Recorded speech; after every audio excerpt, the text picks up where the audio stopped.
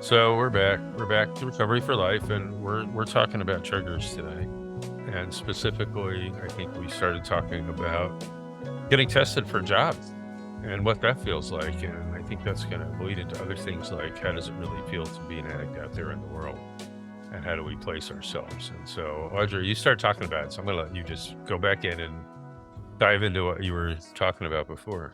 Okay. Diving. That was a terrible dive, terrible form. Yeah, so hi, it's Audrey.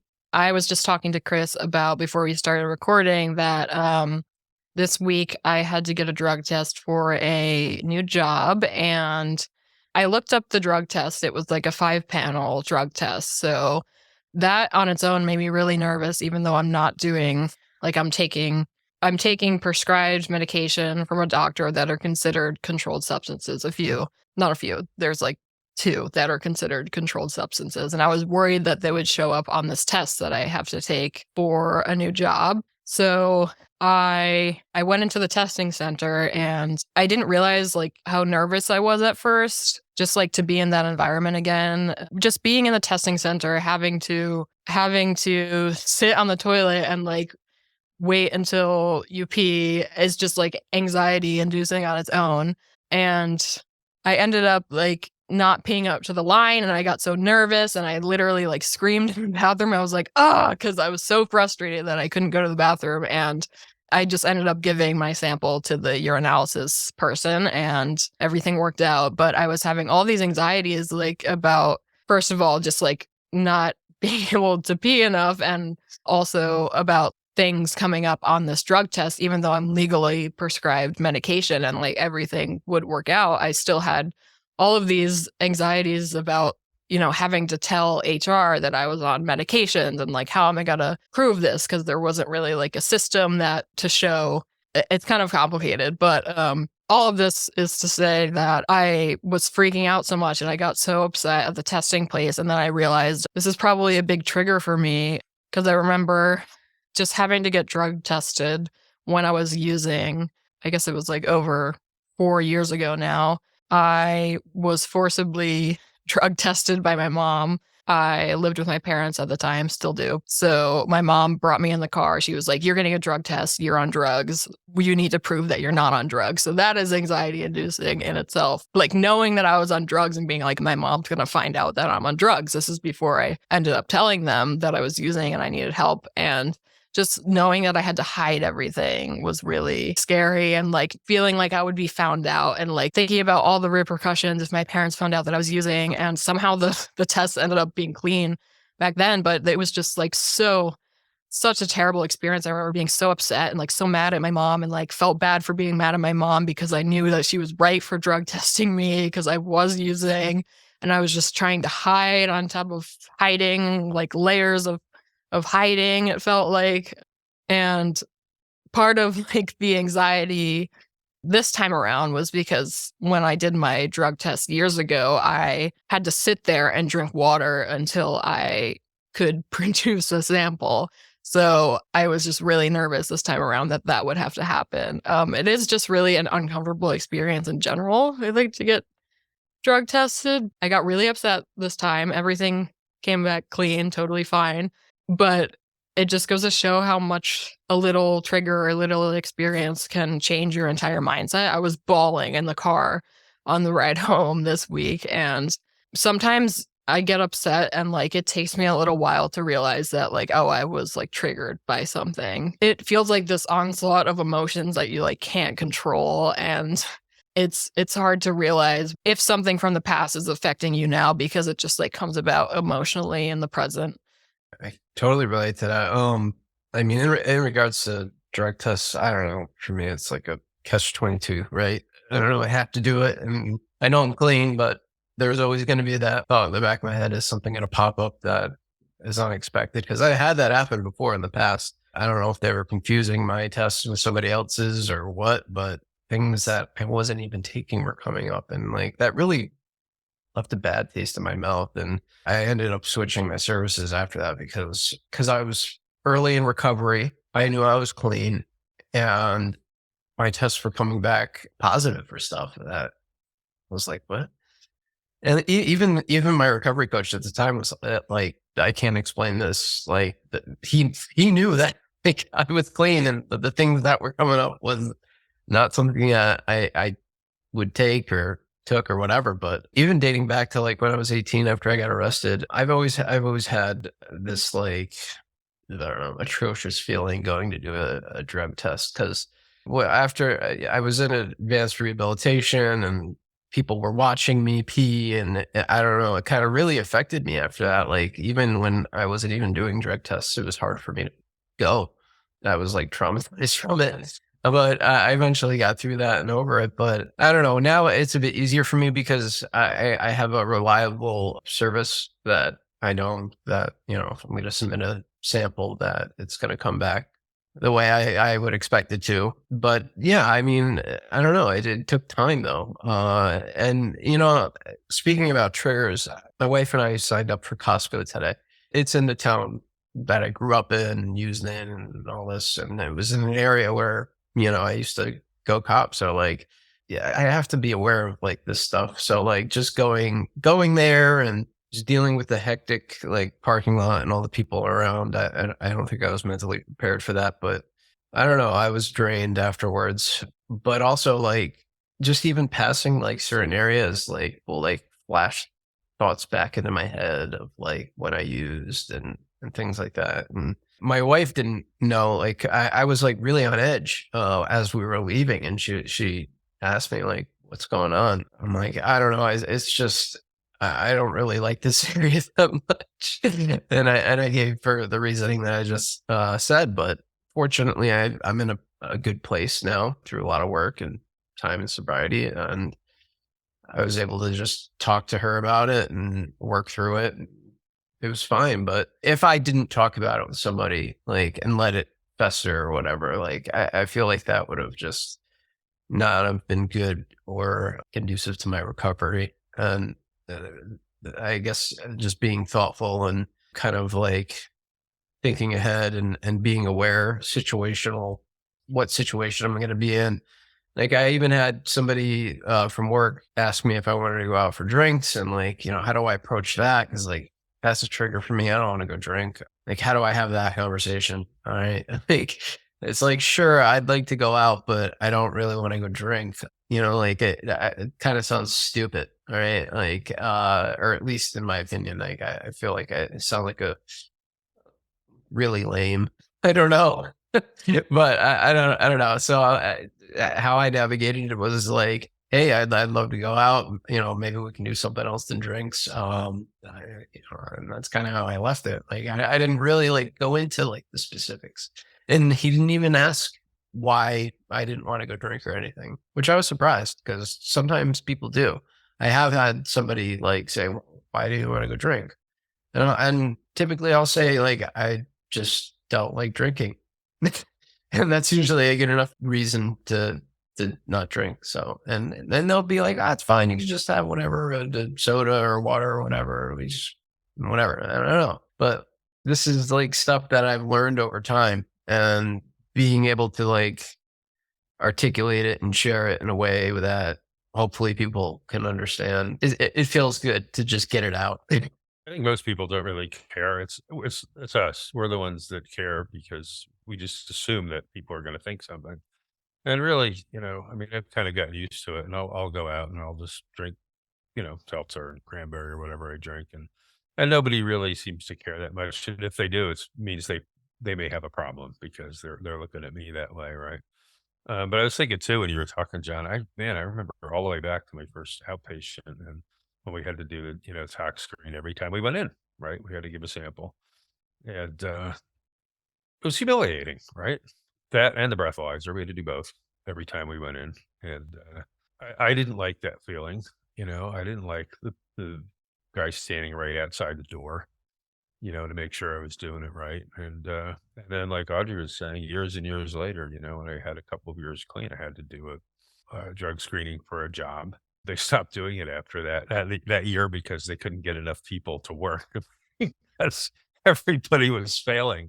But that's not the point. I mean, I went, and even though I knew I was 2 years clean and I had not a single thing in my system, I was nervous. I was having a panic attack because it's like, what if, who knows? Maybe they will find something. I don't know. Or like you said, what if someone else's gets swapped, right? And suddenly I'm dirty, right? And that happens sometimes. So I was pretty scared. I really was. And it was my first sober job. So this would have been like, it would have been pretty devastating if something had happened. But fortunately, there weren't any issues. I didn't intellectually, I knew there weren't going to be, but emotionally, I was in a total state of panic. Yeah, it's like that's kind of how the whole trigger situation works. It's like an external factor just kind of hits you like a train, and you can't like you feel like, at least I feel like it's uncontrollable in that moment. And then, for example, like after I got really upset this week, I was crying for like 20 minutes, and then I was like, boom, back to normal. It's kind of like a sudden onset thing that feels really overwhelming, and you kind of just have to breathe through it and realize that, okay, like maybe this is just something that's happening to me right now. And like compare the present to the past, like list all of the things that are different now. Like I'm clean now, I'm in recovery now, everything is going to work itself out. Like there's nothing to be afraid of, even though you might have this little thing in the back of your mind saying like everything is wrong, everything's gonna fail, like you're a failure. I feel like it's kind of a similar feeling for me. I get a little like triggered when a cop is behind me, even though I know it's kind of similar. Like Oh yeah. I'll be driving with absolutely nothing, Yes. like completely sober. I don't drink and drive. I don't use substances and drive, and I'll have nothing on me, but I'll still get so nervous that I'll get pulled over, because there have been so many times when I've had to like I have gotten away a lot of times by like hiding things in certain places, and it's just such a relief that I don't have to do that anymore, like physically hide things. And I have gotten pulled over with other people in the car when they have gotten in trouble. Like my ex had a bunch of Xanax on him one time, and he got pulled over and he got arrested. And like it goes back to high school when we would have alcohol in the car, and like the person driving would get in trouble when we had to pour out all of our bottles. And like that's kind of like a minor thing compared to, getting caught with drugs. But thankfully I have not been arrested, but it still makes me really nervous when a cop is behind me. It's just like I know everything is fine, but in the back of my head, it's like, what if? I wonder if I should ask, like maybe my brother who isn't an addict, my identical twin brother, like, does he get nervous when cops are behind him? Because like I don't know if that's just specific to us. And maybe it impacts us more just because of what we've been through and stuff like that. But I don't know. I'd be interested to get other people's like thoughts who are in addiction. Like, how do you feel when a cop's like behind you, right? Like, but I don't know. That's an interesting thing. And you know what? You brought up something, Chris, earlier about the outpatient stuff. Yeah, that I had to do. I can't tell you how many outpatients I've done, but like it is very demeaning. Like, you got to do the breathalyzer, you got to do, pee in a cup thing, and there's a line, and you got to, I don't know. I never really was a fan of it, but I know I had to do it because it's just part of the process, I guess, right? Like, you have to prove that you're sober to participate, I guess, right? In Yeah, the, well, because if you don't pass, they throw you out, Mhm. right? I mean, basically, yeah. I mean, that was the deal at my place. I mean, if you failed anything, you were out, and that was not a good thing. That could have meant for me, could have been jail time potentially, or who knows what. I don't really remember exactly what the ramifications were, but that that was definitely part of it.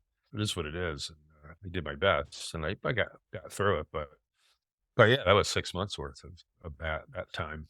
The triggers are everywhere, and those reminders are everywhere, and it's hard to let go of that, and it stigmatizes us too, right? When we go in and we're that person, we're treated like cattle, or less than criminals, however you want to say it, right? And that stayed. I mean, that stayed with me. It still does. It still does. It's still with me. Yeah, same here. It definitely hasn't gone away, that's for sure. I mean, has the impact gotten maybe a little bit less impactful? Yeah, maybe, but it definitely still rings in the back of my head when I have to do anything like that. But it is nice to think like, wow, I've come so far, like where, I don't, I'll put a thought in my head, like, why, don't worry about it. Like, you'll be good. Like, as long as I know I'm doing the right thing. And for example, like when that whole like predicament happened with it was during COVID and we are doing these like swab tests that's how they did how they drug tested us. And we would mail them in. I don't know where it would go. Like, and like 3 times in a row, it would come up with like amphetamines and weird things. I'm like, what? I'm like, I haven't even touched anything like that. Like, so finally I was able to go into the office and do one of it was like a 12 panel cup. I don't know. It was, or maybe 10. I don't know what it was, but it was like one of those in-depth instant cup tests. And I did it and I was completely clean. And like, I was like, look, you guys just tested me 2 weeks ago and it came back for blah, blah, blah, blah, blah, blah, blah, blah, blah. Here I am today, completely sober as I was 2 weeks ago, and it's clean. I'm like, there's something going on with whatever service you're using to send those in. It was really upsetting to me because, like, like when you you're doing the right thing and it comes back positive for something that you're not even doing, it's frustrating as hell. I mean, like, seriously, I was really frustrated. I went as far as to go like into the office to prove my point. Like, I'm like, listen, like, I don't know what's going on or what, but I'm clean. Here's a test to prove it. And, they brought in the director. My recovery coach brought in the director of the entire program. I don't think I was the only one that this was happening to. So he came in and we went over it. I was talking to him about it. And, I was like, you guys need to figure something else out because this is not working. And maybe if I had a different mindset, that could have triggered me into going to use like, oh, well, if they think I'm using, F it, right? I'll just go out and use. But, that wasn't the case, obviously. But, that if it were somebody else, perhaps, and their tests were coming back negative, and even though they knew they were clean and they were getting questioned, why is this coming up in your drug test? That's triggering. That is super triggering and frustrating, really, just speaking from firsthand experience. I think there's an assumption in all these places, whatever program we're in, or in any agency, that we can't be trusted. Mhm. I mean, that's the bottom line, right? Yeah, you have to We're like addicts. stand up for yourself. Yeah, we're addicts, we're alcoholics, and there's this basic mistrust that we're going to be lying, right? And in some ways, okay, they're right, because probably a lot of us spend a lot of our time in active addiction lying about what we were doing, right? And it would be nice to get the benefit of the doubt when we do get clean. It's a hard thing to come by. It really is. And I said, I work with people all the time, and I still once in a while kind of look at somebody cross-eyed, like, really? You're telling me the truth? And I want to believe, I really do. I want to believe everybody. And, because I wanted to be believed too back in the day, and still do, because I could still be questioned and this could all change tomorrow. I could go out. I don't know. I have to work my program every day in some respects because I'm never done. Right. I haven't graduated from anything, and I could fall back into old patterns anytime, and I don't want to do that. So I have to have some trust in myself too. That's part of it. Right. And I do. I think for the most part, I trust myself, but I got a little edge there too that, I got to watch it still. And lots of things trigger me. I mean, I think I've mentioned once before, I was walking just by a plant one day outdoors, and that thing triggered me. I don't know what that was from. Maybe I used to go in the park a lot when I was using. I don't know. But I saw this plant. And I was like, suddenly I had this instant trigger to use. It's the weirdest thing. Smells are big for that. Locations, like you said, Costco, that area, people, places, and things, right? That's a big deal. Triggers. And they're everywhere. They're Yeah, everywhere. I remember when I was an outpatient, my counselor at the time, when I had my own condo or was by myself, one of the recommendations was, because like, I think triggers was the topic. She was like, rearrange your entire condo, whatever spot you used to go using, completely redo it. Cause I've even had triggers just walking in the doorway of my, like, I remember walking into my condo and just being immediately triggered. I'm like, crap, I want to go use. Like, I'd get home from work and I'm like, did I ever do that? I mean, to an extent, but then I'd find another place to go do it. Right. Like, I don't know. It's helpful to do that kind of thing, rearrange. Or for me, what I had to do was completely uproot my life and move somewhere else. But I know you do bring yourself with you. And like, I moved from Connecticut to Williamsburg, Brooklyn, right? The circumstances had changed. I wasn't by myself anymore, and I was with the love of my life. So, that really helped me really get myself into recovery and work on myself and try to be the best version of me and be sober, live a sober life, bring my honest self to everything. And I don't know, it's nice not having stuff to hide. I don't have to have a web of lies that, somebody will catch me up in. And then, when I moved back to Connecticut to where I grew up and used a lot, I've ran into a few people that, I knew in the past, and they looked at me and they're like, wow, you look so good. And my wife was there and she pointed this out. Like, I hadn't realized it, but like, this one individual said it like 3 or 4 times, like, you look so good. I'm like, thank you. I just was taking the compliment, but like, They mean it in like the, oh my God, you're totally clean. Yeah, like transformative, like, it's completely different. It's crazy. Like, I can't imagine what they, what they saw me as previously. And then here I come, years later, and I'm all clean and sober and whatever. And I guess maybe I'm glowing. I don't know. But it is nice to hear those things. And did I ever think I'd ever hear them? No, but it's nice to hear them. Nice to get a little affirmation here and there. Yeah.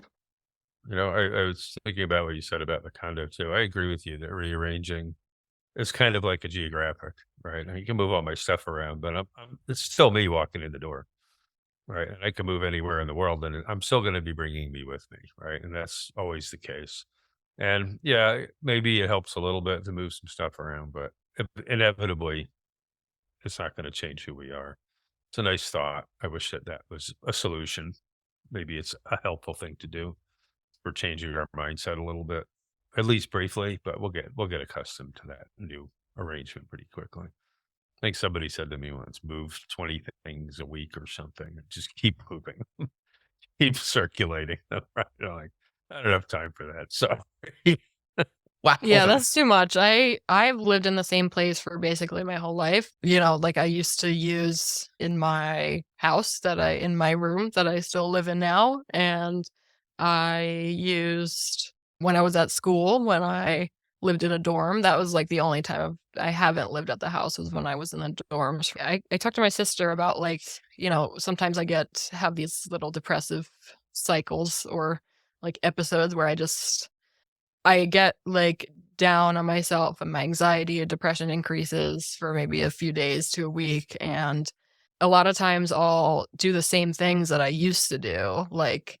lay in bed for 3 days and like think and think and think and feel like I can't get up. I don't know how to explain it really, but the mindset of being in the like same position at least brings me back to those times when I felt the same way. And I was like back when I was using and when I was really depressed, like, I don't know, in the present, when I feel down and I'm in that headspace, I kind of like, it's easy to like feel comfortable in reverting back to your old self, but like in reality, I'm not the same person I was, and I know, like, at least now I know that I can get out of these moments. Like, I know that there's a light at the end of the tunnel, but back when I was using, I felt like I was destined for doom, and, like, there was no point to living, there was only using.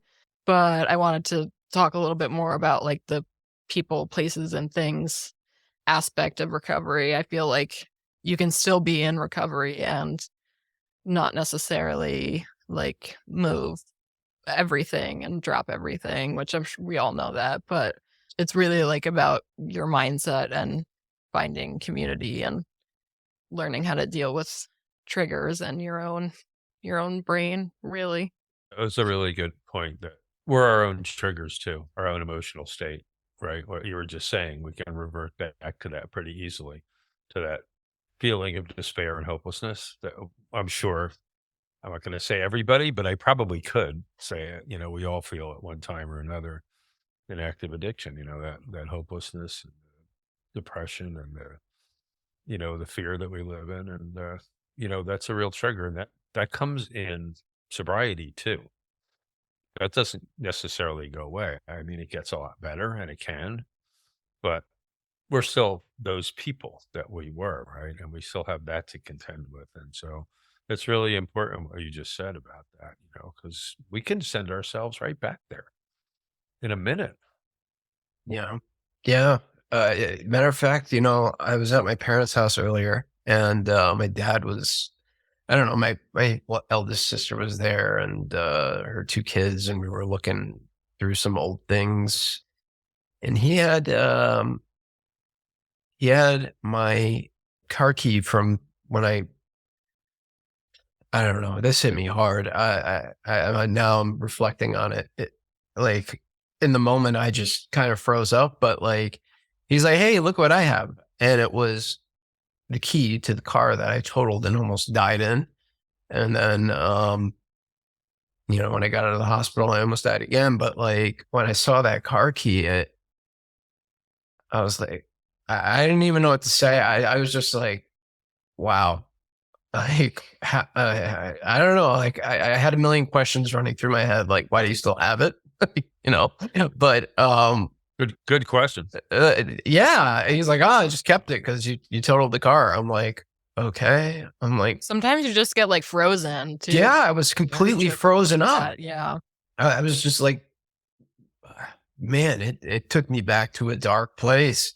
And, I don't know. I kind of just like froze and got distracted by something else and just let it go. But now that we're talking, like, it just came up in my head, and like, because we're talking about triggers, and like, oh my goodness.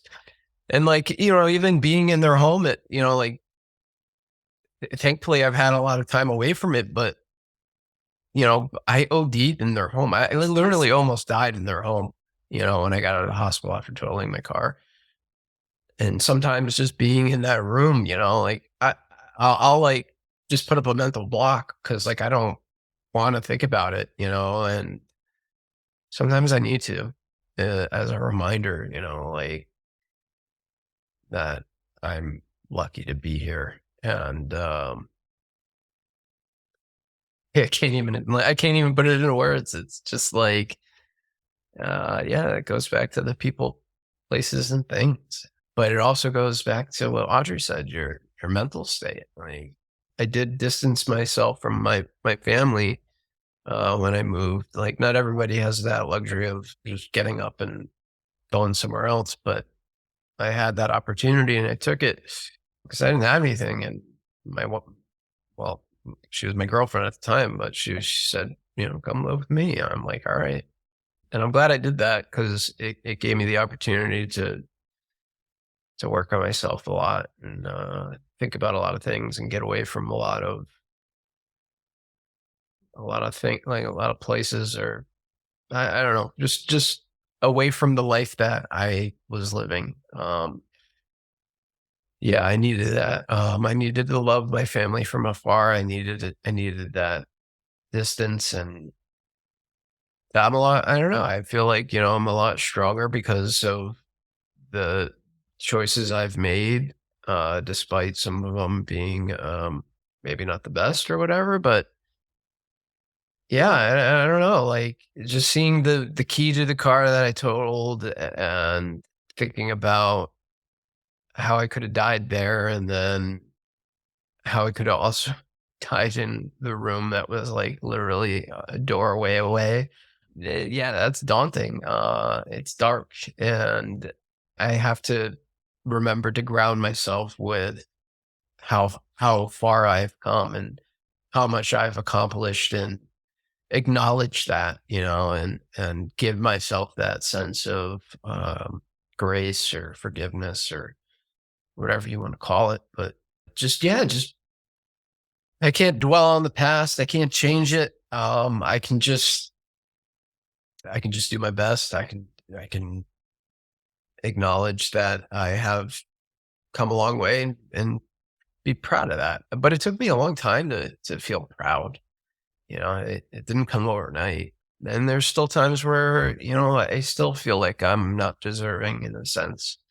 Like I just bought this new nice home, and it's kind of surreal, really. Like it's like night and day, really, right? Like going from this place where I didn't really care about my life, or whether I would uh, whatever happened to it happened to it. I didn't care, and now it's completely different. I care about it so much, and I'm grateful every day I wake up.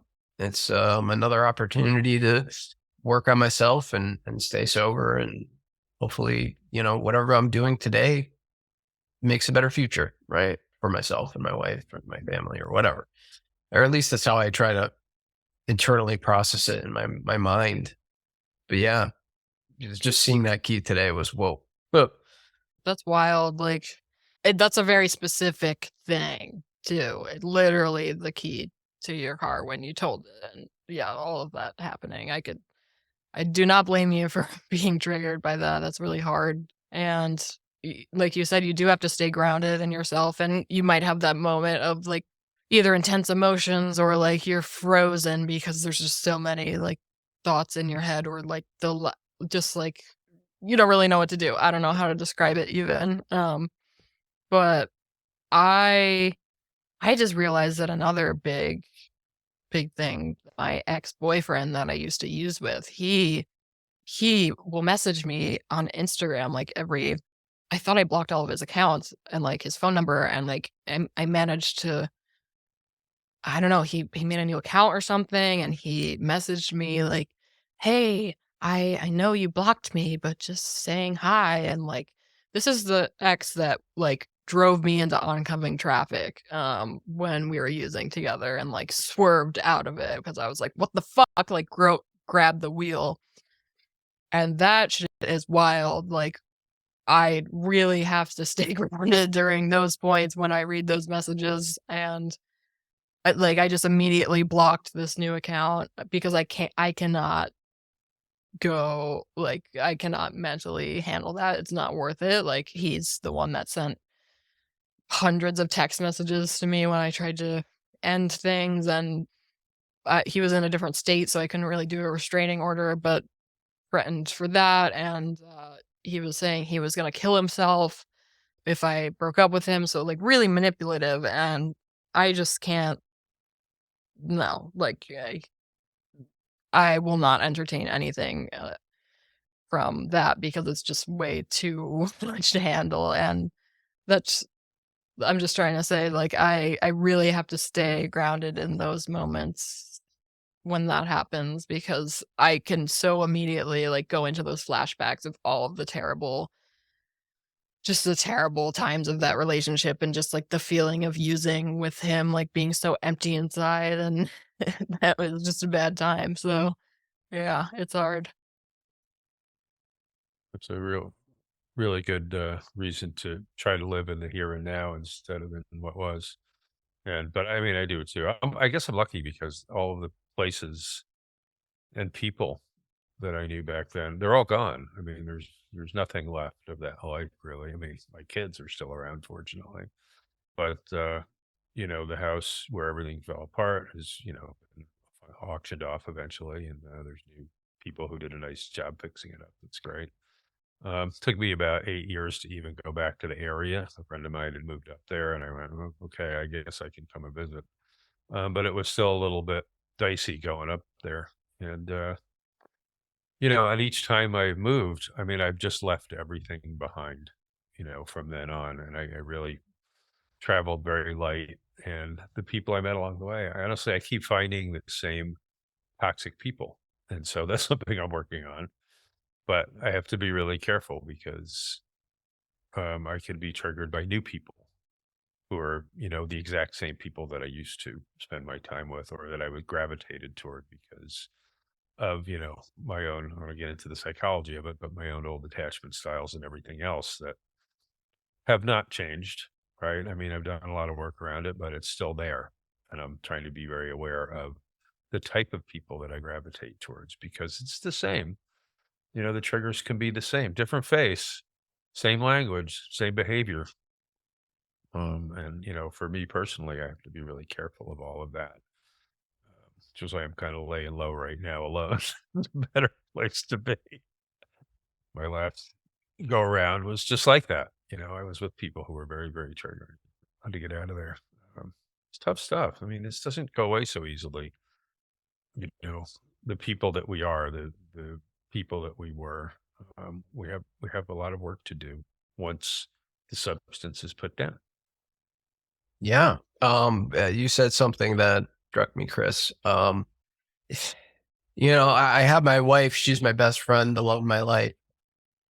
But, one thing that I don't have is a best friend, like just a guy friend that I can shoot the shit with, and I think I've been avoiding it because I don't know. I feel like, that may happen. Like, maybe I will run into somebody that, reminds me of somebody from the past and I just regress. I'm so scared of that. It's scary. And I know I can't just hide the rest of my life, but it just made me think that that is something that I need to work on is trying to, outside of my groups and the people that I interact with here and in my support network, but just having a friend outside of that, like a personal friend, like, that's an area that I need to work on. So there's always work to be done, right? I feel like it's never ending and maybe that's a good thing, just keep pushing myself to work on the things I don't want to work on, and hopefully it'll make me a better person. I don't know. But yeah, that is a scary thought, like just gravitating towards people that are toxic and shouldn't be around, Yeah, the radar's up, the antenna are up. I find them, they're there. It's like, people tell me, they're in different towns and in different states on vacation, and they instinctively know who's got the drugs, right? I mean, we just know, right? And I don't know how that works, but I just have heard so many people say that to me that you just can tell, just by walking down the street, who's got it, who doesn't, who's this, who recognize other addicts and alcoholics in the street. It's just the weirdest thing. So, it's just something to be wary of. It doesn't mean it's a bad thing. I mean, because there are a lot of sober people out there who are great, to get involved with, who can be really great partners, friends, companions. If you're feeling confident in your recovery, like I feel confident enough to branch out and make friends and like you live and you learn. If for me, it's like I know at this point, like if someone was using that, it's not going to affect me, honestly speaking. So, but that doesn't mean I hang out with a bunch of people that are using. That's just to say, like, I know at this point, like I have good boundaries around things. I think like if someone is negatively impacting me, then I like don't keep them in my life at this point, I feel. But I'm not perfect with that at all. It's just like that's through lots of trial and error because I feel like I am a pretty like open person and I like to branch out and make friends. Sometimes I'm the total opposite, but like especially online, like I'll just message people maybe that I used to go to high school with, or like people I used to go to school with at FIT, and be like, hey, how are you doing? Looks like you're doing well. And sometimes it's nice to just branch out and like open yourself up to people, but sometimes it's easier like over Instagram to start, but like that may kickstart an old friendship, or like for me, I can either be an isolator and be like, I don't really feel like talking to anyone, or I can really be a social butterfly. But it is, again, yeah, it's like trial and error.